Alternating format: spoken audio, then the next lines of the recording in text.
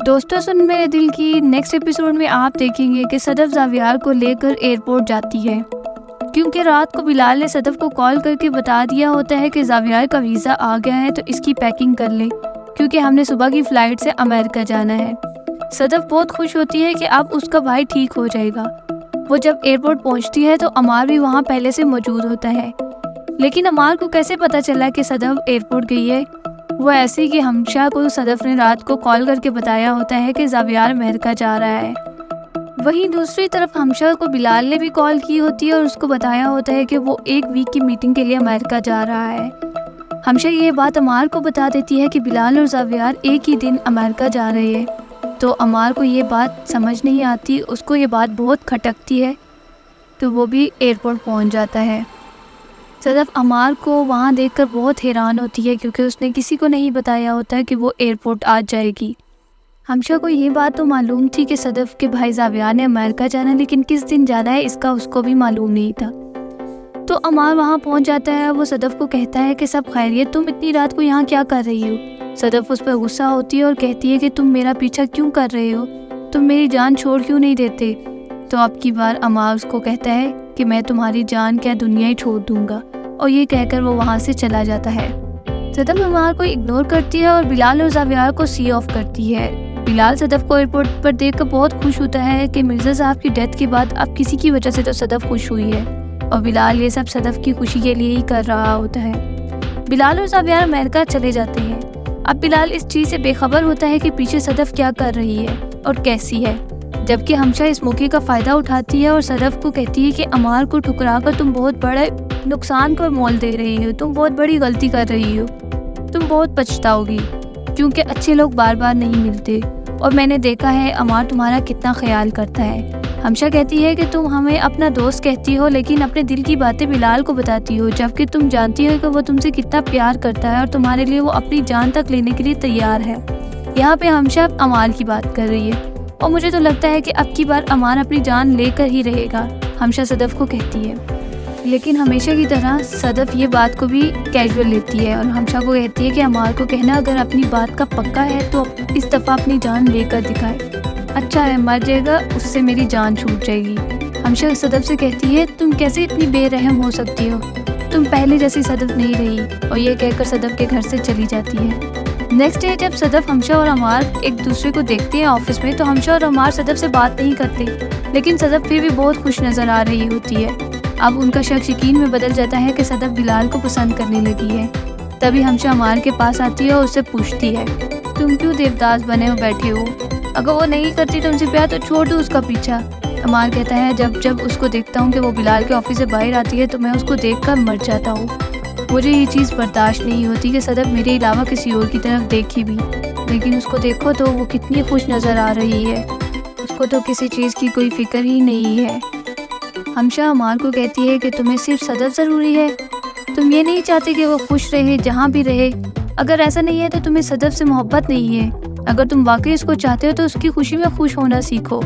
अमार को हमशा की ये बात बहुत दिल पर लगती है और वो ये बात सुनकर बहुत ज़्यादा अफसरदा होता है। उसको कोई रास्ता नज़र नहीं आता तो वो जहर की पूड़ियाँ निकालता है और उसको खा लेता है।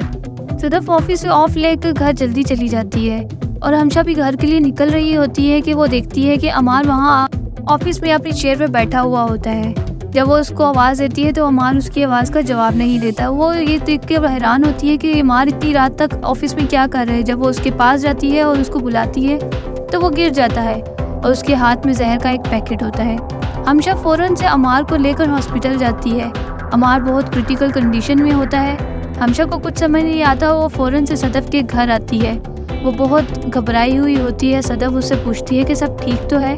हमशा उसको कहती है मुबारक हो, तुम्हारी जान बचने वाली है। सदफ पूछती है क्या मतलब? हमशा उसको कहती है अमार ने जो कहा था उसने कर दिखाया। सदफ घबरा के कहती है बताओ तो सही हुआ क्या है, तुम ये ऐसी उलझी हुई बातें क्यों कर रही हो? तो हमशा कहती है कि जहर पी लिया है उसने, डॉक्टर ने कहा है उसका बचना मुश्किल है।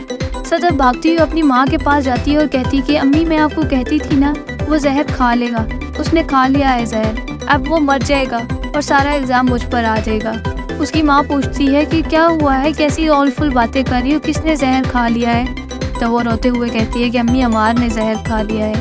तभी सदफ की माँ सदफ और हमशा फौरन हॉस्पिटल की तरफ भागती है। सदफ अमार को इस हालत में देखकर बहुत रोती है और उसे अफसोस होता है कि क्यों उसने अमार की मोहब्बत पर यकीन नहीं किया। लेकिन अमार को वहाँ पर होश आने लगता है। सदफ अमार से मिलने जाती है तो उसको कहती है, ये तुमने क्या किया, तुमने तो वाकई जहर खा लिया। तो वो अमार उसको कहता है कि मैं तुमसे मजाक नहीं करता था सदफ, मैं तुमसे सच में मोहब्बत करता हूँ।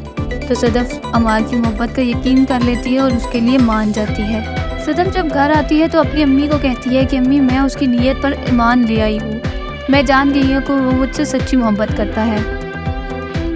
दूसरी जानिब बिलाल इसी सोच में होता है कि उसने सदफ के दिल में जगह बना ली है, लेकिन अभी वो ये नहीं जानता कि सदफ की शादी अमार के साथ फिक्स हो रही है। बिलाल अमेरिका से वापस आता है तो हमशा को ऑफिस बुलाता है और पूछता है कि मैंने सुना अमार ऑफिस में बेहोश हो गया था, सब ठीक तो है? तो हमशा उसको बताती है कि वो सदफ को पसंद करता है और उसने सदफ के लिए जहर खाया।